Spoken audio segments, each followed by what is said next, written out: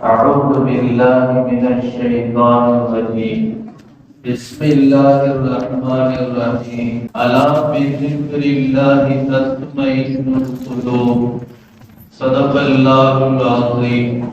சங்கைக்குரிய அல்லாஹ்வின் நல்லடியார்களே, மன அமைதி எதனால் பாதிக்கப்படுகிறது? அருமையான பெருமக்களே, பேராசைப்படுகின்ற காரணத்தினால் உல அமைதி கெட்டு போய்விடுகிறது. பொறாமைப்படுவதினால் உள்ளம் அமைதி கெட்டு போய்விடுகிறது. தனிமையில் செய்கின்ற பாவங்களினால் உள்ளம் அமைதி இழந்து போய்விடுகிறது. ஹராமான தொழிலின் காரணமாக மன அமைதி கெட்டு போய்விடுகிறது. இவ்வாறு உள்ள அமைதி கெட்டு போவதற்கு பல்வேறு காரணங்களை பெருமக்கள் சொல்கிறார்கள். அதில் ஒன்று பேராசை. இது சம்பந்தமாக இப்பொழுது நாம் பார்ப்போம். அல்லாஹ் ரப்புல் ஆலமீனுடைய பேரருளால் 10 நோன்பை நிறைவு செய்து 11வது தராவீகையும் நிறைவு செய்து அமர்ந்திருக்கிறோம். அல்லாஹ் நாம் மூன்று நோன்புகள் அனைத்தையும் கபூல் செய்வானாக. எஞ்சி இருக்கக்கூடிய நோன்புகளையும் தொழுகைகளையும் முறையாக நிறைவாக நிறைவேற்ற அல்லாஹ் நம் எல்லோருக்கும் அருள் பாலிப்பானாக. அருமையான பெருமக்களே, ஹஜ்ரத் ஈசா அலைஹிஸ்ஸலாத்து வஸ்ஸலாம் அன்னவர்கள் ஒரு நாள் பயணம் மேற்கொண்டார்கள். அப்படி பயணம் மேற்கொள்கிற பொழுது ஒரு மனிதன் வந்தான். ஈசா அலைஹிஸ்ஸலாம் அவர்களிடத்தில் சொன்னார், அல்லாஹ்வுடைய ரசூலே, நீங்கள் தனியாக பயணப்படுகிறீர்கள், நான் உங்களோட பயணம் வரலாம் என்று ஆசைப்படுகிறேன் என்று சொன்னார். ஹஜ்ரத் ஈசா அலைஹிஸ்ஸலாம் அவர்கள் வாயிற்கு அழைத்து சென்றார்கள். நீண்ட தூரம் பயணமானதற்கு பிறகு பசி ஏற்பட்டது, ஒரு ஆர்வம் வந்தது. சரி, ஈசா அலைஹிஸ்ஸலாம் அவர்கள் கை கால்களை கழுவி விட்டு இருவரும் வந்து சாப்பிடுவதற்காக அமர்ந்தார்கள். ஹஜ்ரத் ஈசா அலைஹிஸ்ஸலாம் தன்னிடம் வைத்திருந்த ஒரு உணவு பொட்டலத்தை அவிழ்த்து தான் ஒரு ரொட்டியை எடுத்துக்கொண்டு தன்னோடு வந்த பயணத்தோழருக்கு ஒரு ரொட்டியை கொடுத்தான். மீதி ஒரு ரொட்டி அந்த பொட்டலத்துல பாக்கி இருந்துச்சு. ஈசா அலைஹிஸ்ஸலாம் அவர்கள் சாப்பிட்டு ஆத்துல போய் தண்ணி குடிச்சிட்டு வர்றதுக்குள்ள 3வது ரொட்டியை காணோம். ஈசா அலைஹிஸ்ஸலாம் கேட்டாங்க, தம்பி, அந்த 3வது ரொட்டியை சாப்பிட்டது யாருன்னு? அல்லாஹ்வுக்கு எனக்கு தெரியாதுன்னா. சரி விடு. ஹஜ்ரத் ஈசா அலைஹிஸ்ஸலாம் அவர்கள் அவனை கூட்டிட்டு பயணம் போனார்கள். ஒரு நீண்ட தூரம் போகிற பொழுது ஒரு காட்டில் வெறும் மான் குட்டிகளால் அப்படி அழகாக கொண்டிருந்தது. ஈசா அலைஹிஸ்ஸலாம் அவர்கள் கேட்டாங்க, மான்கறி சாப்பிடுறதுக்கு ஒரு பிரியமா இருக்கான்னு. சாப்பிடலாம்.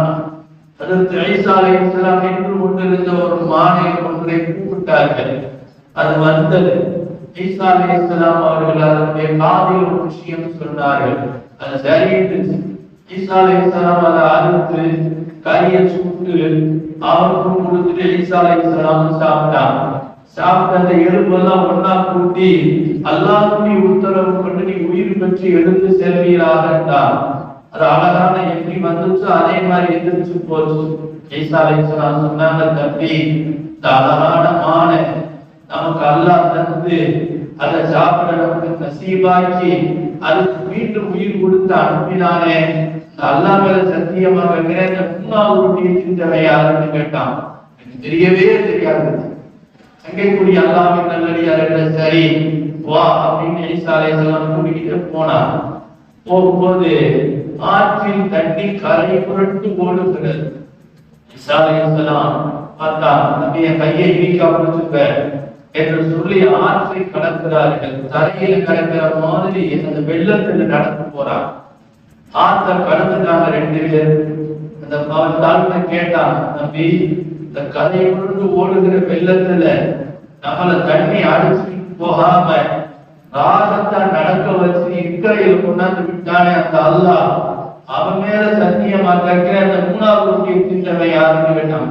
தெரியவே தெரியாது. சில பேர் கல்முனை மாங்கான்னு அனுப்புவான். தெரியவே தெரியாது. சரி வாப்போம், ஒரு பொறுமை வேணும்ல. ஈசா அலைஹிஸ்ஸலாம் கூட்டிட்டு போனா நீண்ட தூரம் பயணப்பட்டதற்கு பிறகு ஒரு கடற்கரையோடு வந்தா மணல் நிறைய கிடந்துச்சு. ஈசா அலைஹிஸ்ஸலாம் அவர்கள் 3 பெரிய பெரிய குவியலாக மணலை குமிச்சு வச்சு அல்லாஹ்வுடைய உத்தரவு கொண்டு தங்கமா போயிருந்தார். 3 தங்க குவியல் ஏற்பட்டுருச்சு.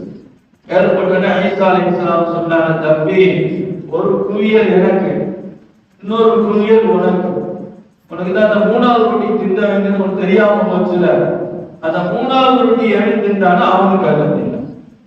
நான் தான் சாப்பிட்டேன், நான் தான் சாப்பிட்டேன். பணம் பாதாள வரையிலும் போகின்றான். எவ்வளவு பெரிய அதிசயத்தை நிகழ்த்தினார்கள் ஈசா அலைஹிஸ்ஸலாம் அவர்கள். ஒரு மானை குடிச்சு அதை சாப்பிட்டு எலும்புகளை வச்சு ஹயாத்தாக்கி போக வச்சாங்க. அல்லாஹ்வுடைய குதிரத்தை கொண்டு அது அவங்களுக்கு பெருசா தெரியல. தொழுகிறது, இபாதத்து செய்யறது, திக்ர் செய்யறது, துவா செய்யறது இதெல்லாம் பெருசா தெரியாது. இன்னைக்கு 2 லட்சம் ரூபாய் யார் யார் இன்னைக்கு நைட்ல குடிக்கிறாங்களோ அவங்களுக்கு எல்லாத்துக்கும் கொடுக்கப்படும். தோப்புல இருக்கிற பூரா பேர் பலியாடுற 10 வரைக்கும் இருந்தா 2 லட்சம் ரூபாய் பார்த்தோம். தொழுதுக்கா தலைக்கு 2 லட்சம் ரூபாய் வாங்கிட்டு போகலான்னு சொல்லி பாருங்களேன். இதுக்கு மாற்றமாக இன்னைக்கு ராமன் சொல்றது அல்லாஹ் சொர்க்கத்தை தருவான்னு சொல்லி பாருங்க. போய் பார்த்துப்போம் அப்படின்னு பேசாம நன்மையான காரியங்கள் யாருக்கும் பெரிதா தெரியவதில்லை. ஈசா அலைஹிஸ்ஸலாம் சொன்னாங்க, உன்ன மாதிரி துன்யா பேராசை பிடிச்சவனோட நான் இருக்கிறத நான் விரும்பல, அதனால இந்த 3 குவியலையும் நீயே வச்சுக்கிட்டு ஆளு அப்படின்னு கூட்டிட்டு போயிட்டாங்க. இந்த 3 குவியலையும் கட்டி கட்டி கட்டி கட்டி பிடிச்சுக்கிட்டே இருந்தான். தங்கள் குவியல் தங்கள் குவியல் அப்படின்னு கட்டி பிடிச்சுக்கிட்டே இருந்தான். அங்கிட்ட இருந்து 2 பேர் வந்தாங்க. வந்தா என்னடா ஒருத்தன் 3 குவியலை வச்சுக்கிட்டு இருக்கான் அப்படின்னு. வாழ பொறுக்காத உலகம் இல்லையா, எவனோ என்னமோ செஞ்சுட்டு போறேன் அப்படின்னு அவன மாட்டாங்க. அதே எப்படி ஒருத்தருக்கு 3 இருக்கிறது அப்படின்னு யோசனை வந்துச்சு. அவங்க வர்றதை பத்தி இவனுக்கு ஒரு மாதிரி பதவிட்டுச்சு. வந்தாங்க, சமாதானமா பேசி ஆளுக்கு ஒரு குவியலா எடுத்துக்குவோம், ரொம்ப பசிக்குது அப்படின்னாங்க. சரி வந்ததுல 2 பேர்த்துல ஒருத்தங்க நீ போய் சோறு வாங்கிட்டு வா, நாங்க 2 பேரும் இங்க இருக்கிறோம்னு சொல்லி பேசிட்டு இருந்தாங்க. அப்ப வந்தவங்க ஒருத்தன் சொன்னா, இந்த பாரு எதுக்கு அவனுக்கு நம்ம பங்கு கொடுத்துக்கிட்டு நம்ம 2 பேரும் ஆளுக்கு ஒன்றை எடுத்துப்போம். அவன் சோத்த கொண்டாந்து கொடுத்தோம்னே உடனே அடி மண்டையில எடுத்து சாப்பிடுச்சு. சாப்பிட்டு ஆளுக்கு ஒன்றை எடுத்துப்போம். இவங்க 2 திட்டப்பட்டாங்க. கமா ததீனு துதானு, நீ எப்படி நடக்கிறாய் அப்படி நடத்தப்படுவாயிட்டான் மக்கள். அவன் போனவன் இருக்கிறான்ல, இவங்க இந்த எண்ணத்தை போட்டான் இங்கிலீஷ். இந்த போனவன் கல்புற ஒரு எண்ணத்தை போட்டான், ஆமா அவங்க 2 பேருக்கு எதுக்கு நம்ம கொடுக்கணும், 3 குவியலையுமே நம்மளே எடுத்துக்குவோம் அப்படின்னு சொல்லி சோத்துல விஷத்தை வச்சு கொண்டு வந்தான். சோத்துல விஷத்தை வச்சு கொண்டு வந்தான். போனவன தின்றுவாங்க, தின்றவன சாஞ்சிருவாங்க, 3ஐ அதிகம் கிளம்பிடுவான். அவன் வந்தான். அவன் வந்தோடனே நீங்க திட்டம் போட்ட மாதிரி மண்டையில எடுத்து சாப்பிட்டுட்டாங்க. சோத்தை பொறுமையா பொறுக்க சாப்பிட்டுட்டு கொஞ்ச நேரத்துல சாஞ்சிட்டாங்க. நீங்க 3 பேரும் உணவா கிடக்கிறாங்க. ஈசா அலைஹிஸ்ஸலாம் அவர்கள் ஒரு திருப்பி பயணப்பட்டு வந்தான். இந்த 3 புடமும் எலும்பும் எல்லாம் அப்படியே மச்சி போய் அப்படியே கிடக்கு. இந்த தங்க குழியில் அங்கேயே இருக்கு. ஈசா அலைஹிஸ்ஸலாம் அவர்கள் தன்னோடு வந்த நண்பர்கிட்ட சொன்னாங்க, இந்த பாருங்க பாப்பி என்ன நடந்துச்சு, என்ன விஷயம் தான். ஈசா அலைஹிஸ்ஸலாம் நடந்ததெல்லாம் சொன்னான். சொல்லிட்டு எது அல்லாஹ் நமக்கு தருகிறானோ அதை கொண்டு போதுமாய் கொண்ட 1 லட்சம் ரூபாய் ஒருத்தங்க அல்லாஹ் கொடுத்துருக்கான். அல்ஹம்துலில்லாஹ் உட்கார்ந்து சாப்பிட்டா ஒரு 4 மாசத்துக்கு சாப்பிடலாம். இந்த 1 லட்சம் ரூபாய் அப்படியே போட்டு விளங்குங்களா, வியாபாரத்தில் அப்படியே போட்டா 1க்கு 1 கிடைக்கும் போட்டுங்க. 1 லட்சம் ரூபாய்க்கு 1 லட்சம் ரூபாய் அப்படின்னு சொன்னாங்க. மாஷா அல்லாஹ் 1 லட்சம் ரூபாய் ஆரம்பிச்சா அதோட போயிட்டு ஓடிய முடியாது. அதோட இன்னொரு 1 லட்சம் ரூபாய் திங்கிறதுக்கே நீ ஹயாத்தா இருப்பேன்னு தெரியல. அப்புறம் எதுக்கு உனக்கு பேராசை? அவன் அந்த 3 தங்க குழிகளை பெற்று அவனும் நிம்மதியாக இருக்கல, அதை கண்டு வந்த இருவரும் நிம்மதியாக இருக்கல. பெருமானார் சொன்னார்கள், இந்த உலகம் மிகப்பெரிய சூனியக்காரி, இது உங்களை கொன்றுவிடும் என்றார்கள்.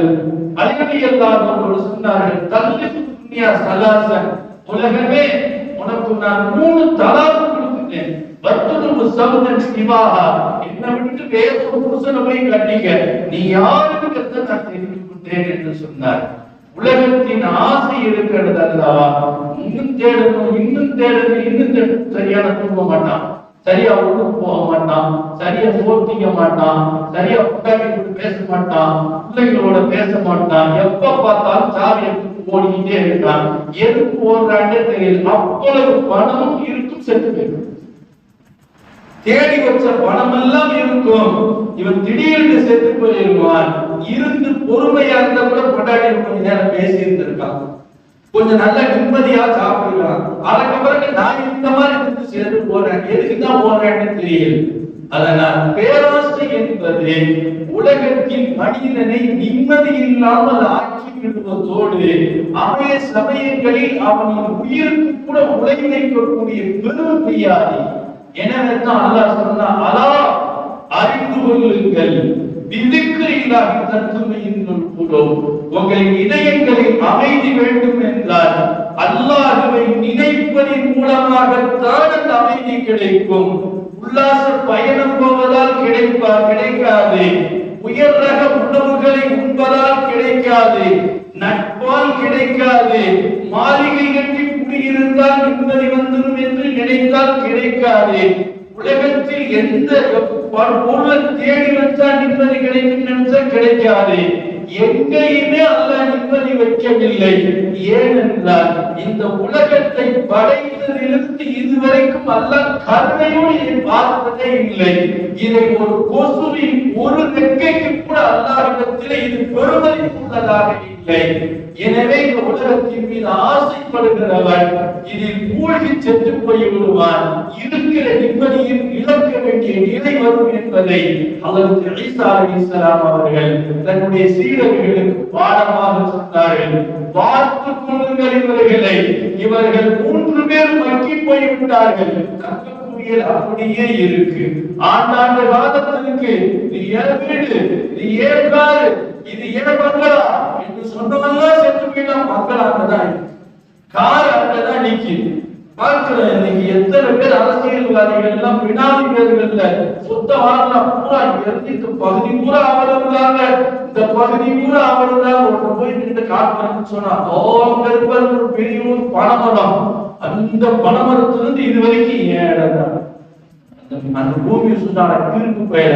இதுக்கு முன்னாடி ஒரு தாத்தா தானே சொல்லிக்கிட்டு இருந்தான், அவன் செத்து போயிட்டான். அதுக்கு ஒப்பனை தானே சொன்னான், அவனும் செத்து போயிட்டான். நீ செத்து போயிடுவாரா, நான் இன்னொருத்தருக்கு மாறி இருக்கான்னு சொன்ன. அருமையானவர்களே, உலகம் யார் இதை சதமென்று நினைக்கிறானோ, இதை கொண்டு நிம்மதியை பெற்று விடலாம் என்று நினைக்கிறானோ, சத்தியமா அல்லாஹ் இந்த நிம்மதி வைக்கவில்லை. அல்லாஹ் நிம்மதியை வைத்திருப்பதை உலக பொதுமறையில் அற்புதமாக சொல்லுகிறார். என்ன நினைச்சவன் நிம்மதியாக இருப்ப, என்ன மறந்தவன் அவஸ்தைப்படுவேன். யாரெல்லாம் கொள்கையை விட்டானோ, யாரெல்லாம் மார்க்கத்தை விட்டானோ, யாரெல்லாம் ஹலால் ஹலால் பார்க்காம நடந்தானோ அத்தனை பேர் மண்டையை விட்டுக்கிட்டாலே அப்படி என்று சொல்லக்கூடிய நிலையை நாம் பார்க்கிறோம். அருமையானவர்களே, அல்லாஹ் சொன்ன மாதிரி, அவனுடைய தூதர் சொன்ன மாதிரி வாழ்க்கை அமைத்துக் கொண்டவர்கள், அவனை மறக்காதவர்கள், நிம்மதியோடு இருக்கிறார்கள். அறவையை கட்டி முடிச்சாலும் அது அல்ஹம்துலில்லாஹ் சொல்லக்கூடிய உயர் நசீபை பெற்றிருக்கிறார்கள். எனவே வாழும் காலம் எல்லாம் அமைதியோடு வாழ வேண்டும் என்று சொன்னால் அல்லாஹ்வின் நினைவோடு வாழ வேண்டும். அப்பேற்பட்ட நசீபை பாக்கியத்தை வல்ல ரஹ்மான் வாழும் காலம் எல்லாம் நம் எல்லோருக்கும் தந்தருள்வானாக. உலகம் முழுவதிலும் நோக்கக்கூடிய நோன்பாளிகளின் பரக்கத்தை கொண்டு அல்லாஹ் நம்முடைய நோன்புகளை அங்கீகரிப்பானாக. உலக முஸ்லிம்கள் அத்தனை பேரும் கேட்கக்கூடிய துஆவின் பரக்கத்தை கொண்டு அல்லாஹ் நம்முடைய துஆவின் அங்கீகாரத்தை தந்தருள்வானாக. சுப்ஹானல்லாஹி வ பிஹம்திஹி, சுப்ஹானக அல்லாஹும்ம வ பிஹம்திக, அஷ்ஹது அன் லா இலாஹா இல்லா அன்த, அஸ்தக்ஃபிருக வ அத்தூபு இலைக். சுப்ஹான ரப்பிக ரப்பில் இஸ்ஸத்தி அம்மா யசிஃபூன், வ ஸலாமுன் அலல் முர்ஸலீன், வல்ஹம்துலில்லாஹி ரப்பில் ஆலமீன்.